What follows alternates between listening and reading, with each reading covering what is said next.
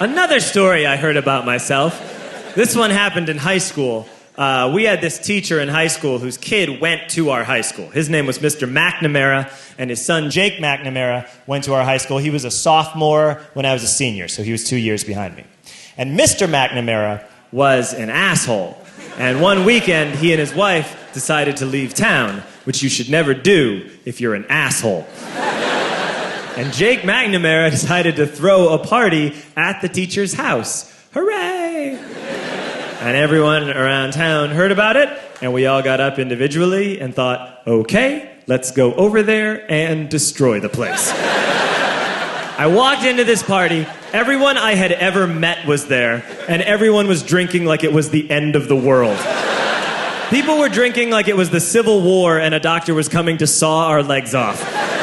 I'm standing in the basement, and I'm holding a red cup. You've seen movies. And I'm standing there, and I'm holding a red cup, and I'm starting to black out. And I guess someone said, like, something, something, police. And in a brilliant moment of word association, I yelled, fuck the police! Fuck the police! And everyone else joined in. With the confidence of guys who have, like, already been to jail and aren't afraid of it anymore. You know, that, like, I serve my nickel, you come and take me confidence. But white children. The reason someone had said something, something, police was because the police were there.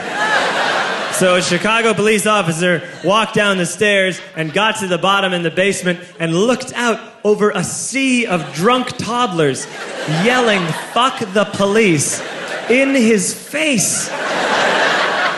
And he was almost impressed. He was like, wow. And then he leaned into his walkie-talkie and went, get the paddy wagon. And my friend John, who is now a father, this man now has a baby, he grabbed a 40, smashed it on the ground, and yelled, scatter!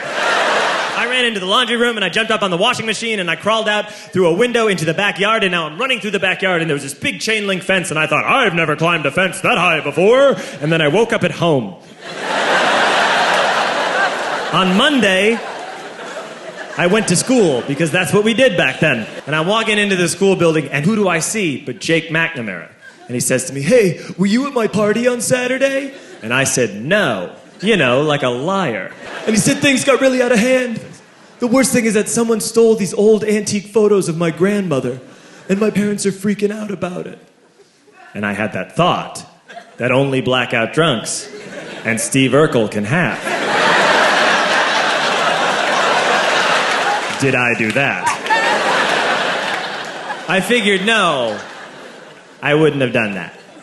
But I was never sure. Until 2 years later. Relax.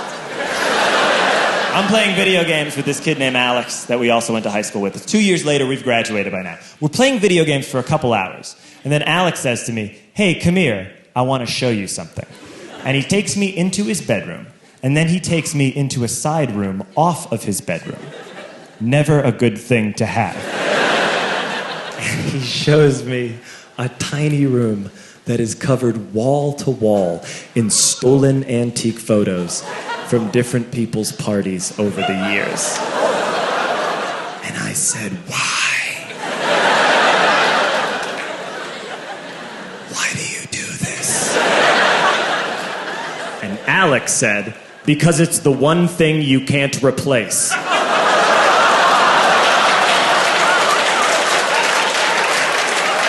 That's the end of that story, but how fucked up is that, right? That's crazy.